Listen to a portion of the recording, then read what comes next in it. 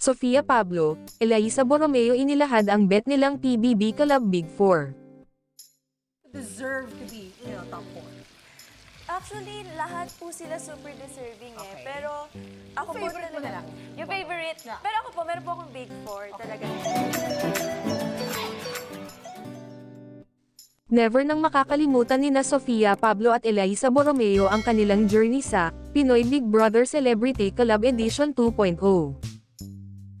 Naging super unforgettable para sa dalawang young actress ang 3 buwang pananatili sa bahay ni Kuya, lalo na yung nabuong friendship among celebrity housemates.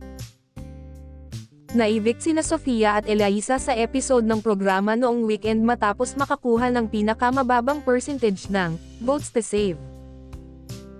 Halos lahat naman daw ng mga naiwang housemates sa PBB Celebrity Collab Edition 2.0 ay naging ka-close ni na Sofia at Eliza at ngayon pa lang ay nami-miss na raw nila ang mga ito.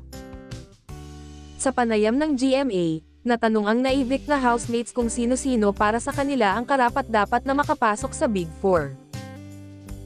Actually, lahat po sila super deserving, Pero ako po, meron po akong Big Four talaga. Sina Miguel, Crystal and Caprice and Heath po, say ni Eliza. Sabi naman ni Sofia, ako po, actually at this point, ang hirap na. Kasi lahat po ng nasa loob ng bahay right now, they really fought para lumaban hanggang dulo. Pero kung siguro nag-base po ako sa like, alam ko na gusto talaga nila.